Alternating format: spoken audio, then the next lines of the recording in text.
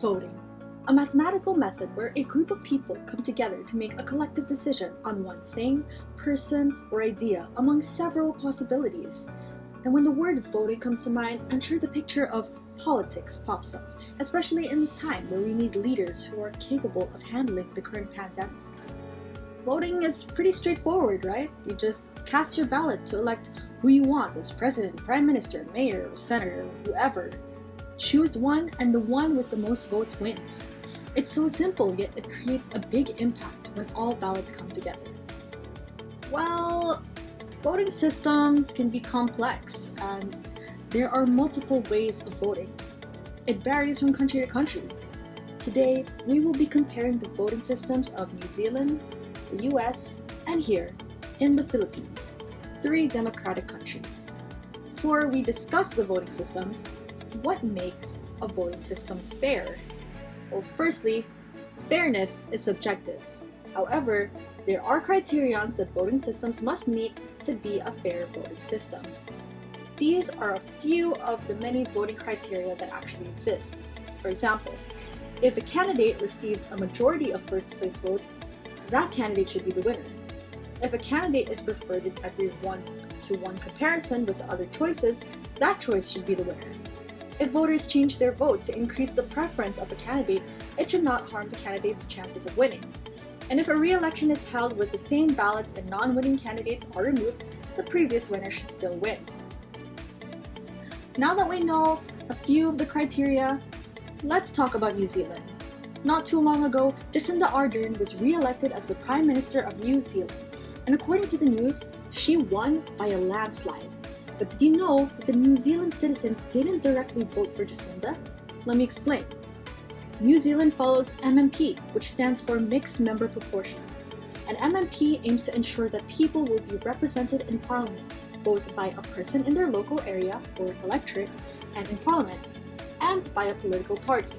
Thus, the citizens have 2 votes. And voters do not need to vote for an electorate representative that matches their party vote.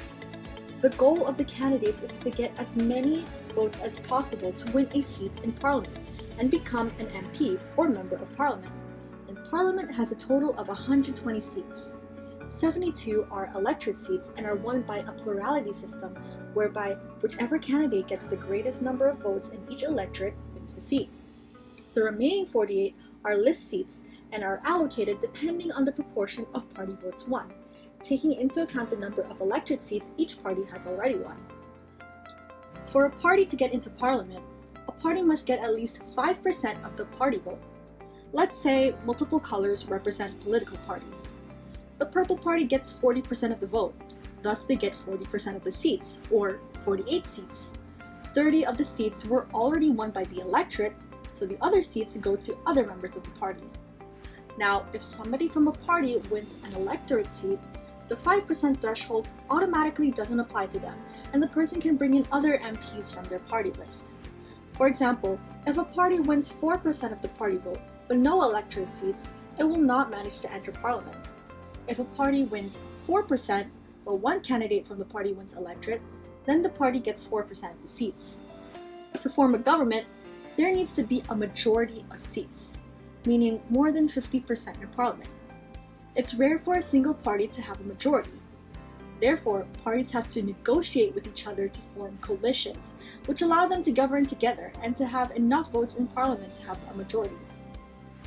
With at least 50% of the seats in Parliament, the governing party or coalition gets most of the power and can decide what to change about how the country works and enact these decisions in Parliament. They're the ones who also choose who gets to be Prime Minister from their party. The parties that are not governing are known as the opposition, and it is their job to criticize and poke holes in the plans of the government that are being put forward. In Jacinda Ardern's case, her party, the Labour Party, won about 49% of the votes, while the National Party had about 27%, and the Green Party won about 8%.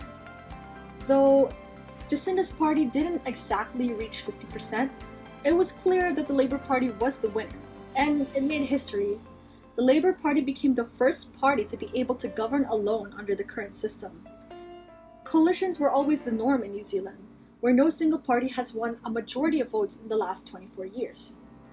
Now, not everybody likes MMP, but more people wanted to keep it rather than replace it. Some recommendations from the citizens were lowering the 5% party vote threshold to 4%, abolishing the electorate seat threshold for allocating list seats, and considering fixing the ratio to 60 to 40 electorate to list seats. So that's New Zealand's system. Let's move on to the USA. Now, the USA has made headlines all over the world with their election for the 46th president, or Joe Biden. Similar to New Zealand, Americans' votes do not directly decide the elected president. Here's how it works. Candidates from each political party campaign around the country to win the favor of party members. Citizens vote for which Democrat and Republican candidates they want to run for president. Delegates, or people heavily involved in state politics, are the ones who read and interpret the people's votes, and they ultimately decide who gets to be in the running. Now, there are two ways to do this. Primaries are run by the state government. Open primaries allow people to vote for any candidate regardless of their political party. Closed primaries require people to register themselves into a specific party and vote for candidates within their party. Then there are caucuses, and these elections are run by political parties. Some caucuses hold secret ballots, while others openly support their favorite candidate and hold debates and discussions on specific issues. The more votes a candidate gets in a primary or caucus, the more delegates they earn. Then, the candidates move on to the National Convention, where they discuss party principles and goals and set the rules for the party's electoral activities. The final nominations are secured by the choice of the delegates once again, and must win by a majority vote in their party. Then, two candidates are left, and they get to choose their running mate or vice president. Now, the citizens vote again between the two candidates, and their votes actually go to the Electoral College. The Electoral College is the collection of 538 votes, 100 coming from the senators and 438 coming from the representatives. Each state is given at least 3 electoral votes. The remaining votes are determined by the population of the state. Here's a visual to see how many electors are in each state. The bigger the state, the more votes. And the term key states refer to the ones with either a big population or a big divide between Democrats and Republicans. That's why, during the 2020 election, Georgia was one of the states that was closely looked at. The race was so tight here between Democrats and Republicans. In short, the citizens are telling the state how to use its votes. The candidate who wins the majority will get the electoral vote, and a candidate must reach at least 270 electoral votes to become president. And there are times that electors can go against what the citizens want and not follow the majority because they aren't required to do so. In fact, that's what happened to Hillary Clinton in the 2016 election. Hillary had more votes than Trump by the citizens, but the Electoral College was the one who decided that Trump won. This violates the Condorcet criteria, where if a candidate is preferred in every one-to-one comparison with the other choices, that choice should be the winner. How do Americans feel about this? Well, many feel that the Electoral College should be abolished and let the votes truly come from the people and the popular vote. Now finally, let's move on to our beloved country, the Philippines. The Philippine voting system is the simplest out of all 3 countries. To elect the president, the country relies on a single round plurality vote, and each voter votes for one candidate, and the candidate with the most votes is elected. This applies to not only electing the president, but also city mayors, senators, House of Representatives, vice mayors, vice presidents, and more. The system is simple. Too simple. Picture this: 5 candidates are running for president. It's very rare and unlikely for 1 out of 5 to get more than 50%, which violates the majority criterion. The odds are 1 in 5, or 20%. And with the system we have, it's common that the winner of the election doesn't even represent half of the population. In 2016, only 39% voted for Duterte. What would improve the system is if there was a second round to eliminate certain candidates until 2 remained. Now, at the end of the day, no voting system is completely fair. there's always some kind of criterion that a voting system violates. According to Arrow's impossibility theorem, there is no voting method, nor will there ever be, that will satisfy a reasonable set of fairness criteria when there are 3 or more candidates and 2 or more voters.